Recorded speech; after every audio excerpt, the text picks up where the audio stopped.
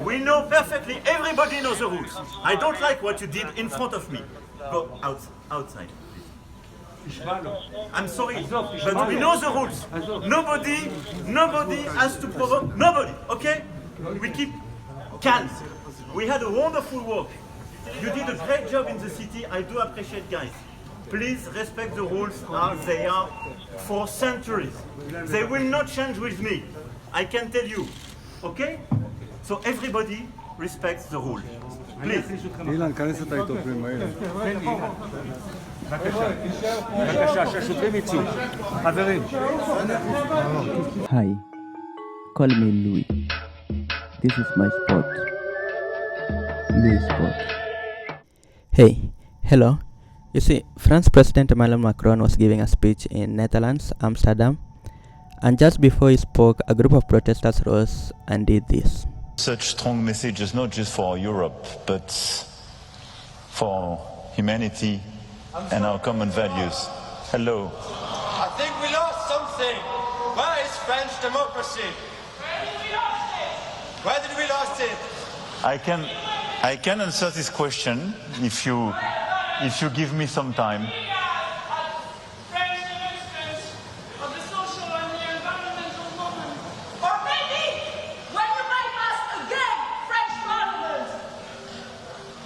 Nobody listens. You have millions of people in the streets. Conventions of climate has been put aside. What can you say when you talk about Europe? Do you allow me to answer? For the President of the Republic of France, Mr. Emmanuel Macron, we are here to shed light on these lies.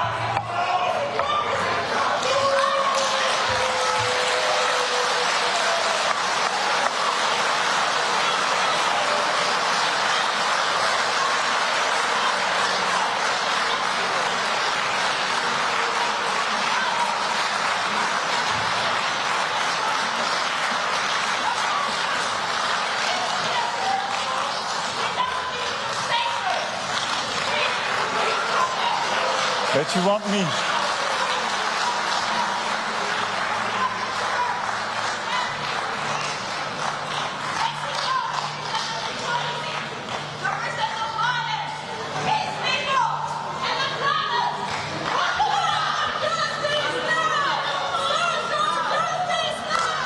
So, there are places where you can have violence. This is exactly places where these type of expressions are forbidden. And this is why I do believe it's very important to have social debate. I don't know, and I can answer all the questions you have on what we are discussing in France, the law we are passing, and how this is a democracy. And a democracy is exactly a place where you can demonstrate, you can have, as in your country, this type of interventions. But as in the world, we are places where democracy doesn't exist. We should not compare precisely the two situations. We can disagree, but what should accompany democracy? Because you vote and you elect people. And people elected vote for laws and they have to respect constitutions. And this constitution were voted by people. But the counterpart is that you need respect, and this is the end of violence. The day you consider that when I disagree with the law which is passed, or the people who are elected, I can do whatever I want because I am the one to decide for the legitimacy of what I do, you put democracy at risk. What you don't really see is that President Macron often twists his statements depending on whom he is dealing with. The way he speaks in America, in Asia, and when he comes here in Africa is totally different to how he handles himself in France or Europe. Take this case example. During an interview on French TV, Macron wore an expensive watch to an interview.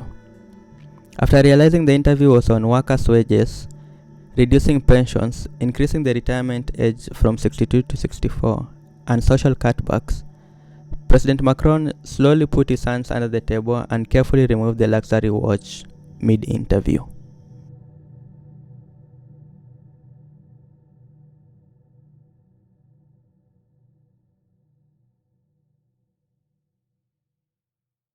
Right now, the dollar is facing the biggest global rebellion of its time, a serious threat which could see it lose its dominance in the global trade.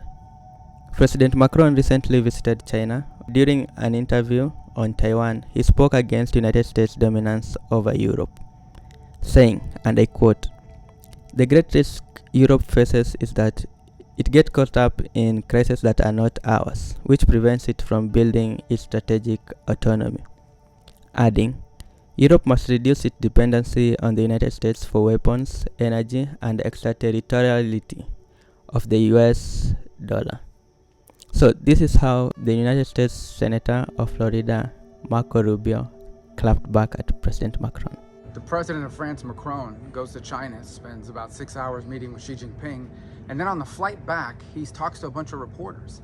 And here's what he told the reporters. He told the reporters, number one, that it's time for Europe to break away from the United States, not to depend on the dollar, not to depend so much on us, to become their own third superpower. The second thing he says, which I found really interesting, was that Europe needs to make sure that they don't get involved in conflicts that are not their conflicts. Specifically, that Europe should not be picking sides on Taiwan between the United States and China. And so I think this is a good moment for us to ask Europe, does Macron speak for all of Europe? Is Macron now the head of Europe? Is he now the most powerful leader in Europe? Because if he is, then there's some things we're going to need to change. Number one, Europe, including France specifically, has depended heavily on the United States for 70 years for their own defense. In fact, when Macron tried to play global superpower and send troops to North Africa to fight terrorists, he couldn't even get his own troops there. We had to fly them there, and we had to fly them back. He couldn't even get his own troops there. So if they're going to break off on their own and follow Macron's lead, that's going to save us a lot of money.